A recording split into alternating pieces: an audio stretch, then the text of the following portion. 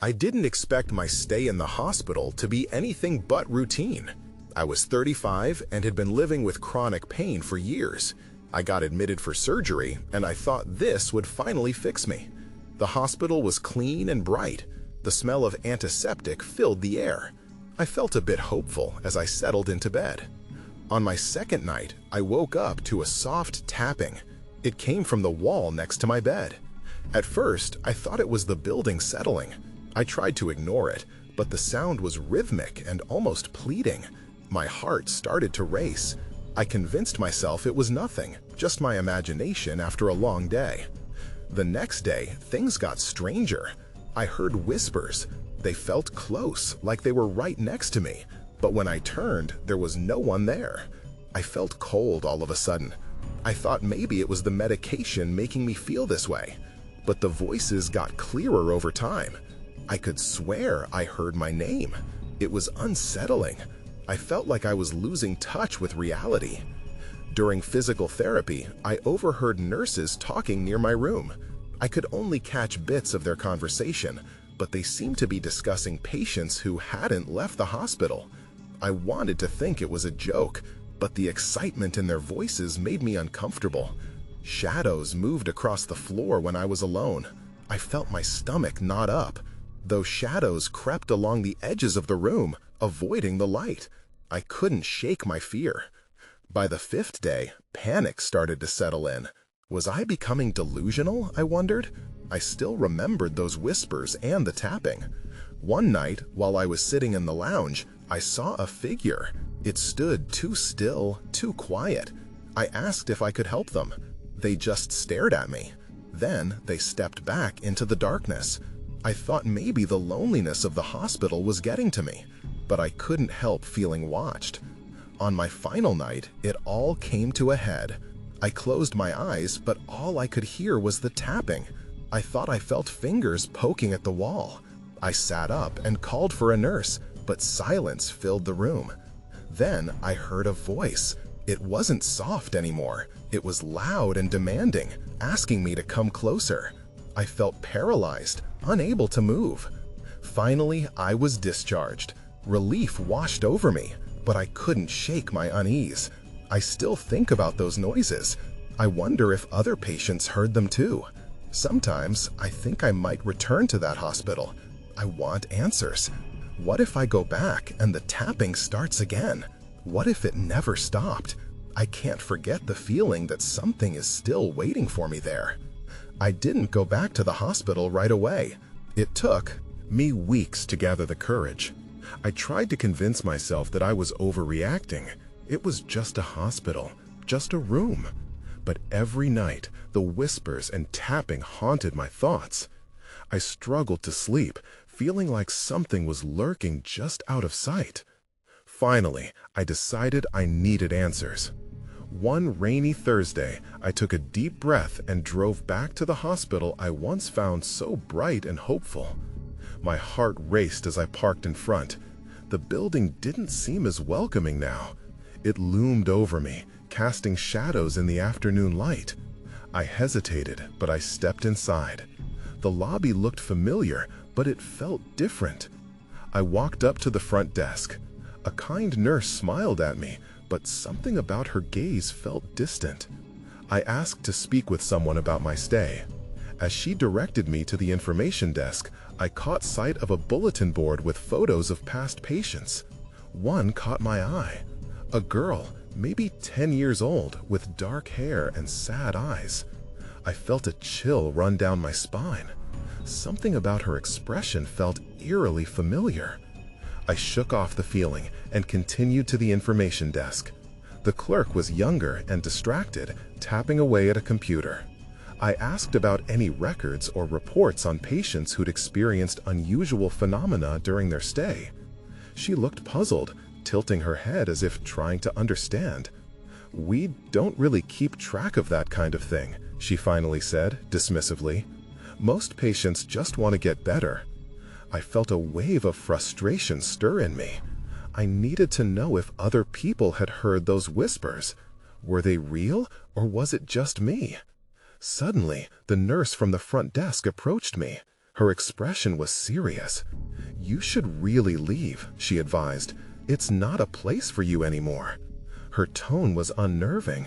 It felt like a warning, but in a way that made me more determined. I asked her if she had ever experienced anything strange while working there. She looked at me, her eyes narrowing. "You don't belong here. Just go," she said, her voice almost a whisper, but full of urgency. That made my stomach drop. Feeling the weight of her words, I turned to leave. But as I did, I saw it again. The girl's photo. Something pulled me closer. I reached for it just as the lights flickered. I glanced back at the nurse, but she seemed to have vanished. I looked at the photo again. The girl's eyes seemed to beg for help. Then something shadowy moved behind me, blocking the light. My heart raced. I spun around, expecting to see someone there, but no one was there. The hall felt too quiet, too empty. I felt the cold creep up my spine as the whispers grew louder, echoing in my ears like a haunting chant of despair. Then, everything went dark. I opened my eyes to a cold, sterile darkness. My heart pounded as I tried to make sense of where I was. The air felt thick, and there was an odd, almost metallic scent lingering around me. I blinked, hoping to clear the fog from my mind, but nothing changed. I sat up slowly, realizing I was on the floor of the hospital lobby. The bright lights above flickered erratically, bathing everything in an unsettling glow. I struggled to shake off the disorientation. My instincts screamed at me to get out, but I couldn't just leave without understanding what was happening. I took a breath and glanced around. The lobby was empty, the chairs untouched, and the reception desk shrouded in shadows. It was as if no one had been there for hours. I could still hear those faint whispers, words just out of reach, teasing me from the corners of my mind. Pulling myself to my feet, I headed towards the hallway where I remembered the girl's photo hanging. Each step felt weighted, like the air was pressing down on my chest. Once I rounded the corner, I paused. The walls looked the same, but the atmosphere felt heavier, saturated with something I couldn't quite name. I reached the bulletin board where the girl's photo had been. It was gone. All that was left was an empty spot where the frame had been. Confusion set in. Had I imagined it? I touched the wall, expecting to feel the texture of the frame, but the surface was smooth and cold.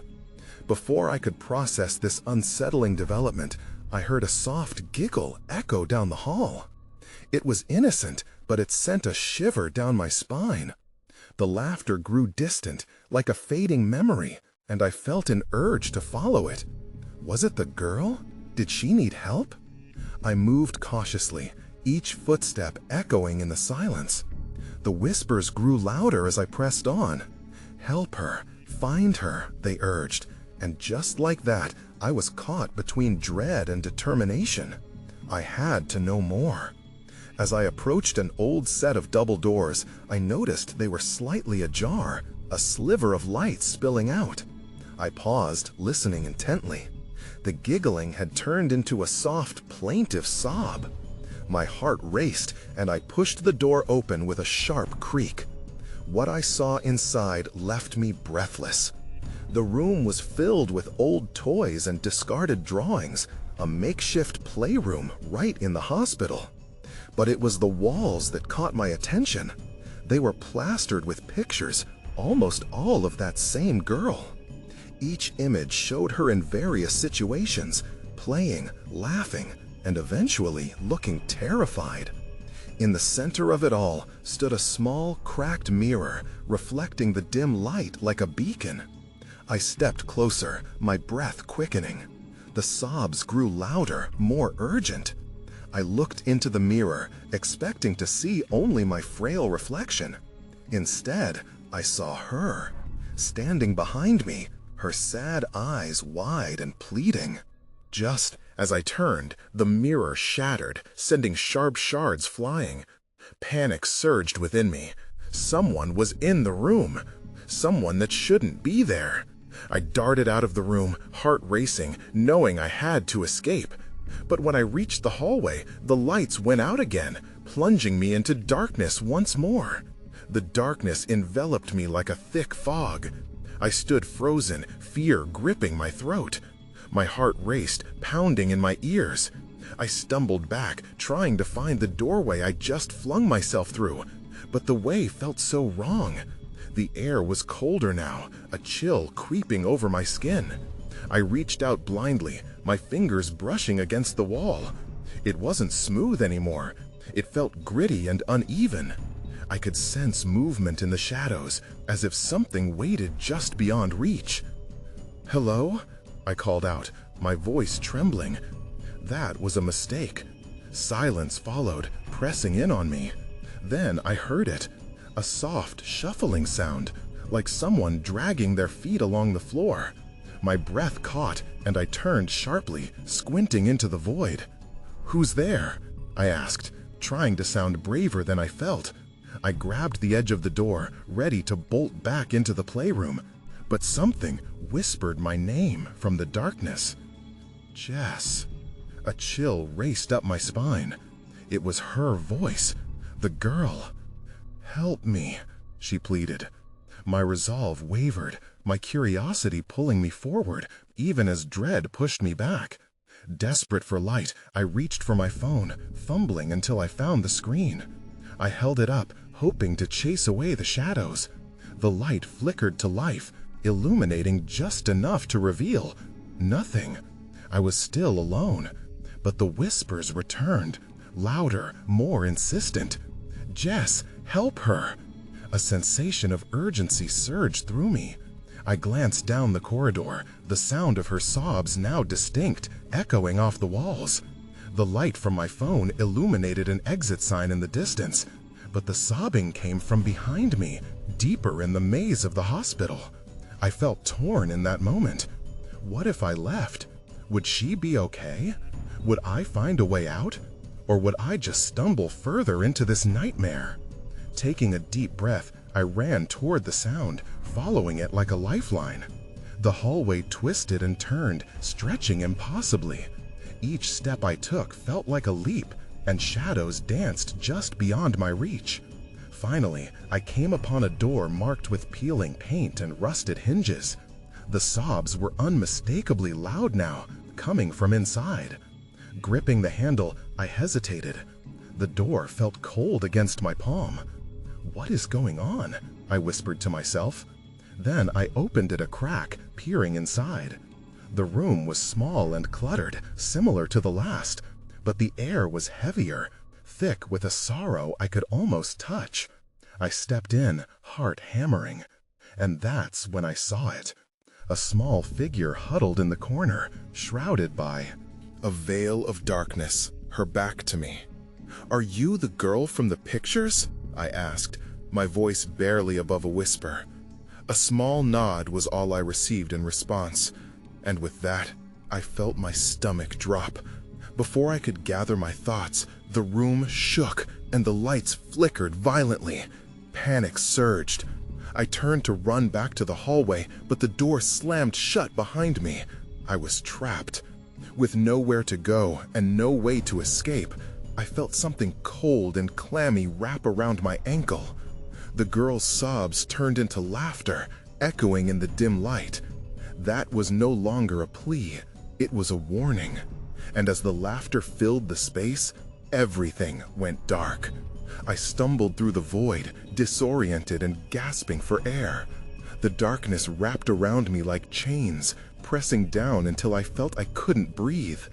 Panic twitched in my chest. Then, just as abruptly, a sliver of light pierced through the blackness. I blinked, my eyes struggling to adjust. The room had morphed. The clutter was replaced by chipped white walls and a single flickering fluorescent bulb overhead. I stood in a hospital room now, the ghostly remnants of the girl lingering at the edges of memory. My heart raced, fueled by confusion and dread. "Jess," I heard again, the voice haunting yet softened. This time, it came from the far corner.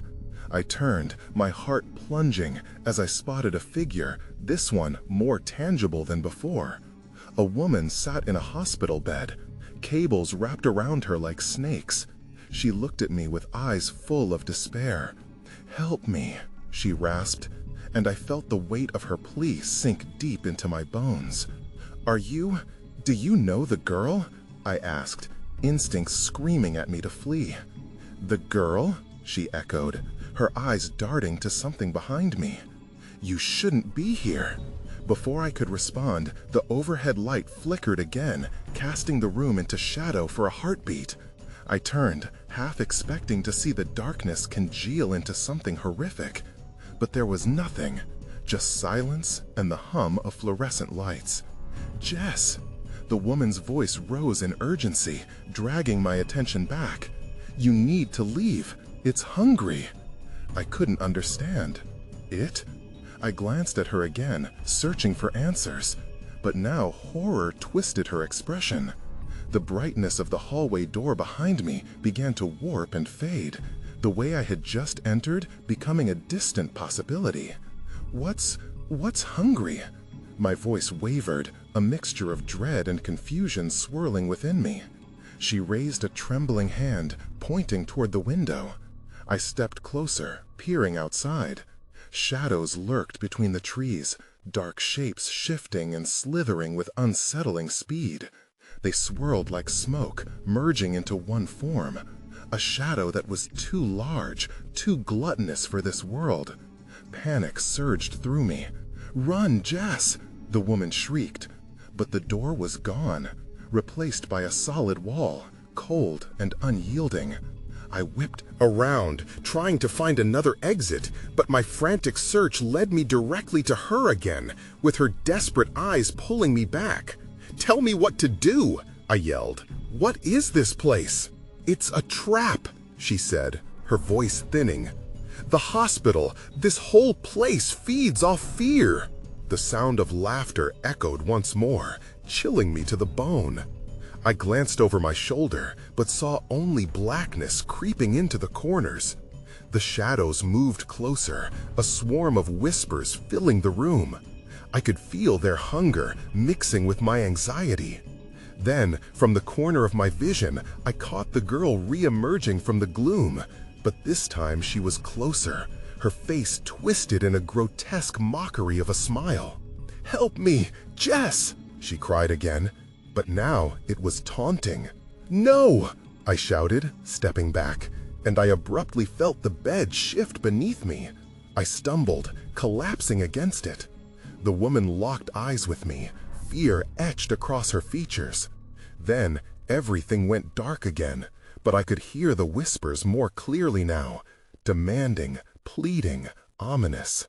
I fought against the darkness closing in, not knowing if I was truly in that hospital or trapped in something far worse. As the whispers clawed at my mind, I realized I couldn't stay here. Whatever this place was, it was more dangerous than I ever imagined. My heart raced with desperate urgency. And then I took my first step into the unknown.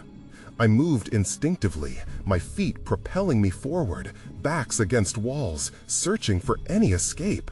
The whispers crescendoed around me, filling the room with a cacophony of despair.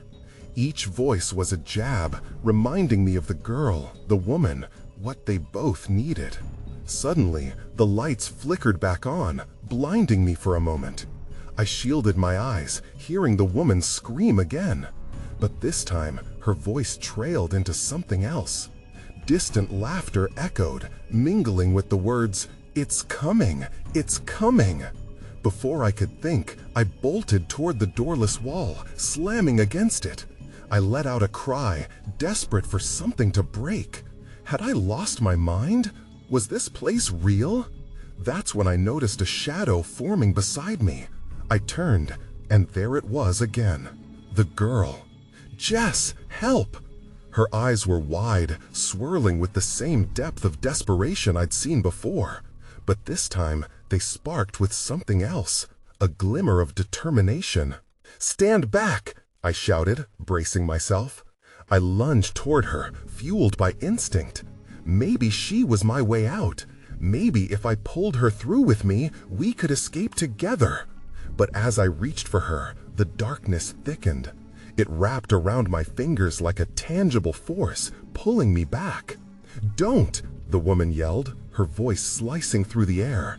"You can't touch her!" I froze, heart racing. Why not? Because, she coughed, struggling against the cables binding her. She's a part of it. The hunger, it wears her skin. The shadows lunged At me, shapes clawing through the air. Panic surged as I backed away, feeling the shadows seep into my skin, becoming a part of something I couldn't control. "Then what do I do?" I shouted, now more lost than ever. "Look at the window," the woman urged. I hesitated, but desperation clawed at me. I turned, eyes darting to the glass pane. It shimmered, images flickering as if playing a movie reel of lives left behind. People laughing, living, moments I'd never known.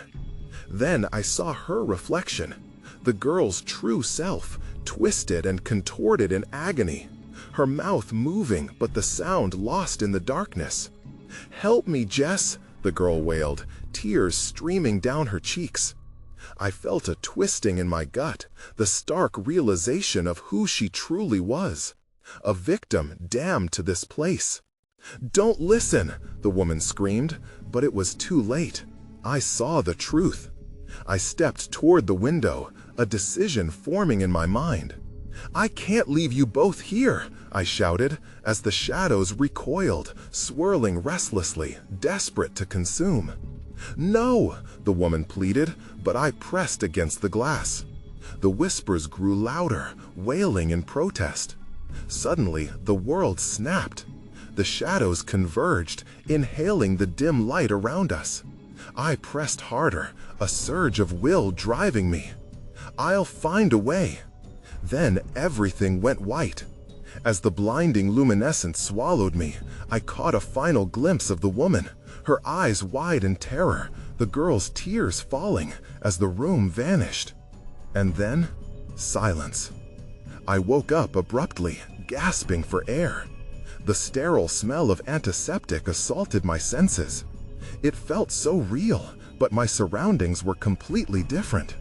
I was in a small, white room with bright lights above me, buzzing incessantly. The air was cold against my skin, leaving me shivering. Panic flooded my chest as I tried to sit up. The sheets were twisted around my legs, and the remnants of darkness clung to my mind.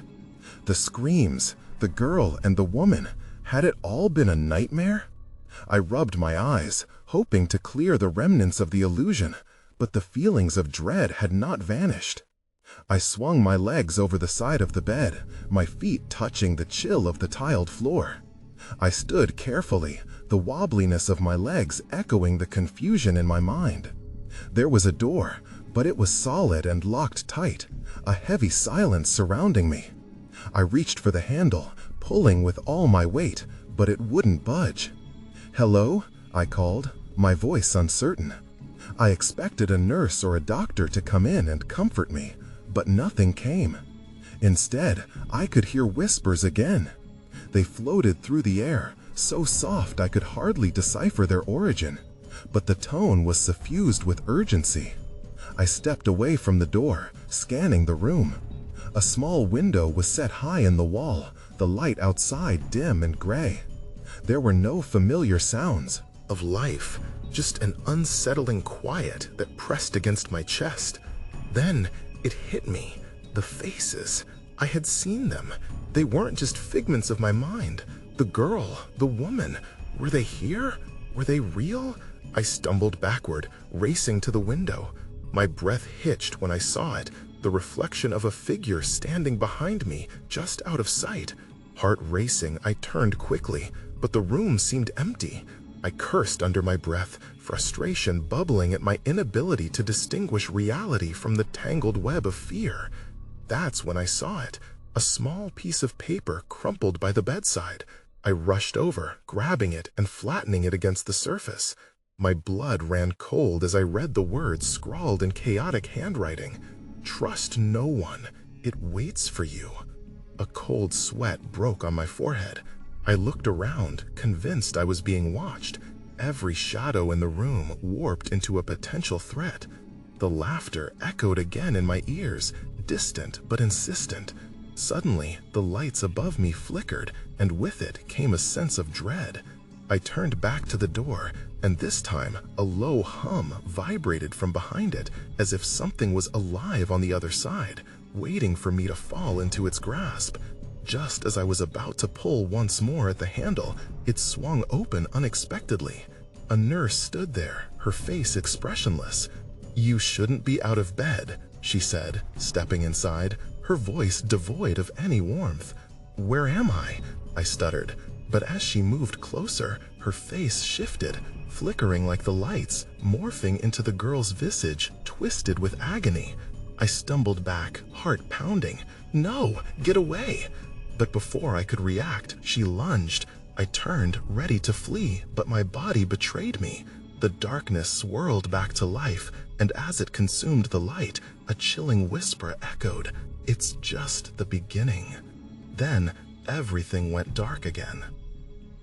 I regained consciousness to the sound of distant beeping, the kind that made the air feel heavy with tension.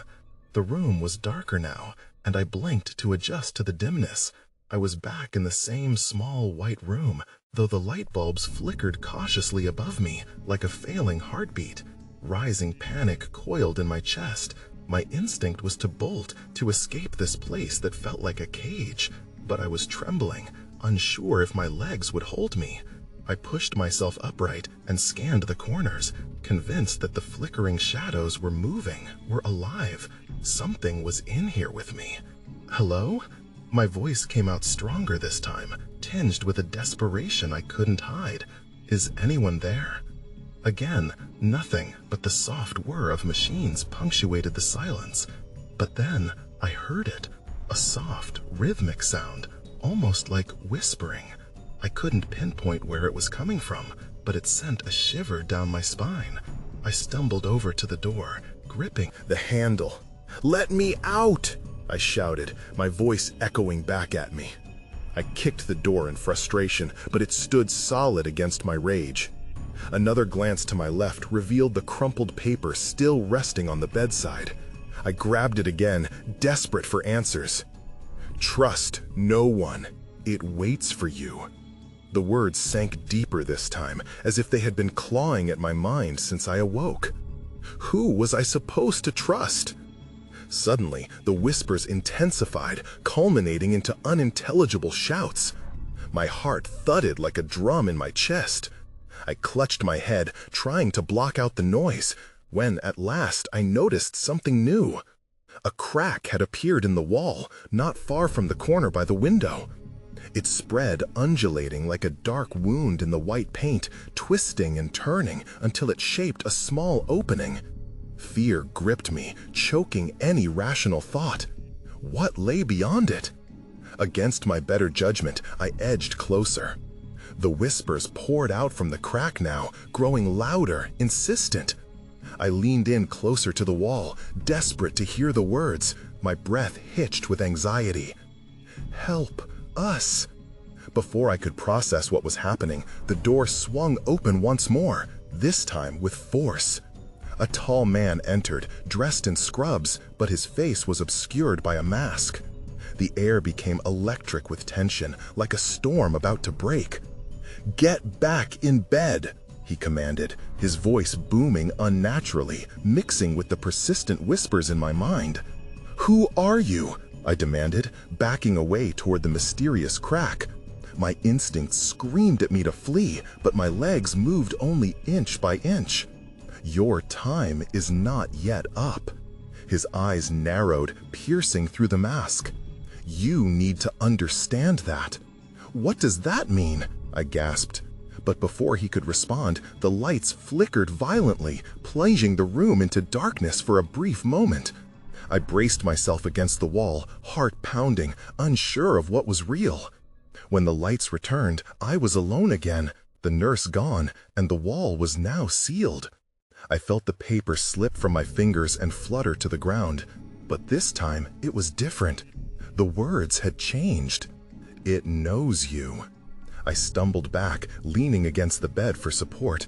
My mind was racing, thoughts colliding in chaos. Just then I heard it, a soft tap, almost like a knock, coming from the newly sealed wall. I pressed my ear against the cool surface, dread pooling in my stomach. Something was waiting for me, lurking behind that wall. Before I could process what to do next, my breath caught in my throat as a low voice whispered from the other side, "Let us out." I froze, heart leaping into my throat. This was far from over. I stood there, frozen in place. The whispered plea echoed in my mind, leaving little room for rational thought. I had to stay calm. I had to think. I carefully backed away from the wall, aware that my fragile hold on sanity could slip at any moment. Suddenly, the lights flickered again, bathing the room in ominous shadows that danced like specters. I flinched, my heart racing. The atmosphere thickened, charged with something I couldn't quite name. Panic bubbled to the surface, urging me to bolt for the door, but I was rooted in place. Then I spotted a small object glinting in the dim light on the floor. It was a key, old and rusty, lying in stark contrast to the sterile white tiles. How had it gotten there? My gaze flicked back to the sealed wall. Could it unlock something I didn't know about? The whispers grew louder in my head, making it hard to think straight. "Let us out! Help!" I picked up the key, feeling its cool metal against my palm. My fingers trembled, glancing between the door and the wall. The door stood firm, but that crack, my curiosity warred with my fear. What if the whispers were more than just phantoms? I chose to trust my instincts. I stepped towards the wall again, key clutched tightly. The whispers seemed to sway, like they were encouraging me, filling me with an urgent need to understand. "Who are you?" I whispered, pressing the key to the crack. But it wouldn't fit. There was no lock here, at least not one I could see. A chill swept through the room, and the whispers turned to agonized cries. "Help us! It's coming!" My breath quickened. They weren't just seeking freedom, they were afraid. I looked back at the door, pondering what might happen if I opened it. Did I really want to know what was waiting for me out there? Just then, the ground beneath me shook. Subtle at first, but it rapidly intensified, like tremors from a distant earthquake. I stumbled, gripping the edge of the bed for balance. My heart raced as the whispers grew into a chorus of distress. "Don't let it in! It knows!" I bit my lip, fighting to regain control. The shaking ceased suddenly, plunging the room into silence once again. I could feel the air change, heavy with expectation. Had I disturbed something? Then a dull thud reverberated from behind the wall. My breath quickened as dread washed over me. I drew back, uncertainty wrestling with my desire for answers. "What are you?" I demanded, my voice trembling in the quiet. And then it came, a breaking sound, and the crack widened. Bits of drywall crumbled to the floor. I watched in horror as a shadow seeped through the fissure, dark and shifting. The whispers returned, frantic, mixed with heavy breaths that felt like an icy wind on my face. "Help us," they pleaded, but now it felt like a command. I took a small step back, the key weighing heavily in my pocket. Then everything went dark again. The lights flickered one last time, and I braced myself for what Was to come. Someone or something was on the other side, and I had just made it aware of my presence. I had to make a decision. Do I run, or do I confront whatever was coming for me? I didn't want to stay, but the gravitational pull of curiosity kept me rooted in place. The whispers clawed at my mind, urging me to help or to flee. My heart thudded loudly as the shadows twisted and coiled like smoke, dancing just out of my reach. Taking a deep breath, I stepped closer to the widening crack in the wall. "What do you want?" I called out, forcing steadiness into my trembling voice. The darkness shifted and seemed to swell, almost as if responding to my inquiry. "Help!" echoed the multitude of voices. It was a plea mixed with desperation and something far worse, a deep-seated terror that crept into my heart like ice. A pulse of primal fear gripped me. I should have turned away, fled the room, but something deeper was at play. A sense that I was meant to be here, that the connection to the girl, to the woman in the bed, to this crumbling wall was stronger than my fear. Without thinking, I fished the old key out of my pocket and pressed it against the crack. A surge of energy shot through me, igniting the whispers into a shriek that echoed around the room. "No!" my instinct shouted, as the crack widened and shadows poured through, swirling around my ankles like a thick mist. As if summoned by the growing darkness, the room itself began to shake again. I felt the ground shift beneath me, threatening to swallow me whole. I stumbled backward, instinct pulling me toward the door. But that was when I saw her, a shadowy figure spilling from the widening crack, her features indistinct, yet painfully familiar. The girl from the photos, the girl with pleading eyes, drifted slowly into the dim light, her small frame twisted and ethereal. "Help me," she begged, her voice a haunting echo of desperation that danced on the edge of clarity. I felt the weight of her despair in my bones. "How?" I cried, desperate for answers as the shadows surged closer. The whispers grew frenzied, a chaotic storm of so many voices it became an impossible cacophony.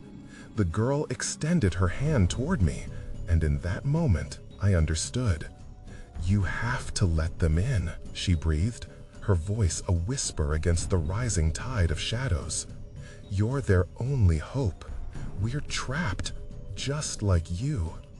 Against my better judgment, I stepped closer, my feet moving of their own accord. The shadows flickered yet again, morphing into shapes of anguished faces I'd seen in the photographs on the bulletin board. The realization sent a fresh wave of horror through me. They were all waiting to be freed, to escape this malignant grasp. The door rattled in protest behind me, pulling my gaze. "Jess!" The woman's voice broke through, desperation lacing her tone. "You're losing control! If you let them in, you won't escape!" I wavered, torn between the girl's pleading gaze and the woman's warning. Panic gripped me as the shadows danced in delight, watching me, waiting for a moment of weakness. Then came a furious knock, a shudder beneath my feet that seemed to threaten the very foundations of this place. "Let us out! We're hungry!" they shrieked, their words warping into an otherworldly growl. I needed to choose. I could run, risk finding a way out of this nightmare, or open that door, the one that was no longer a door, but a corridor steeped in darkness, filled with souls longing for release. I turned back to the girl, narrowing my focus. "If I let you in, what happens?" "Freedom," she urged, hope mingling with the fear in her wide eyes. "Or, join us." That cursed phrase echoed in my thoughts. I felt the cool metal of the key in my grasp and understood with sickening clarity. By choosing to help, I was standing on the precipice of damnation. I took a deep breath and pressed the key against the crack again. This time, the darkness poured forth, filling the empty room with weight and despair. The whispers crescendoed into a deafening roar, plaintive, threatening, seductive. Just as the shadows enveloped me, I felt a surge of energy ripple through the air, blurring the lines between what I could sense and what I could see. The girl's face gleamed in the darkness, and for an instant I saw clarity. Glistening rays of light flickered beyond her. but it vanished as fast as it appeared, pulled back into the depths. Gritting my teeth, I resolved as the shadows consumed me. I had to escape. I twisted away, pushing through the mass of darkness that clawed at my clothes. I could feel the icy touches creeping up my limbs, but I fought against it, fueled by something deep inside, a refusal to give in. And then, just as the shadows threatened to pull me under, I caught a glimpse of the door. The edges glittered like a beacon of hope. It swung open wide, and I dove toward it, scrambling through the wall of despair. I burst through just in time as the darkness roared in protest, the whispers diminishing to distant echoes as I crossed the threshold. I found myself tumbling back into the small, sterile hospital room once again, panting and gasping for air. But deep down, I felt the weight of what I'd unleashed. Glancing back, I saw the cracks in the wall, shadows still writhing against the white surface, leaving the last haunting whispers resonating in my mind. "Jess," they murmured, as if 1,000 souls remained trapped, forever seeking escape. I took a step back, my chest tight. The battle wasn't over. There were still uncertainties lingering, fate twisted into ambiguity. The hospitable facade of the hospital still loomed around me, and though I had escaped this nightmare, I understood that I had only just begun peeling away the layers shrouding the truth. I stumbled away, wishing I could shake off the dread pooling in my stomach. Outside the door, I hesitated. Was I truly free, or simply treading the line between this realm and another? As I left that place behind, the questions followed me like a shadow, looming just out of sight, whispering of things left unseen. I could never come back, but deep down, I knew a part of me would always carry that darkness, like it had carved its mark into the very fabric of who I was. I stepped away, uncertain but determined to find a new path, and I couldn't help but wonder what would linger long after I had gone.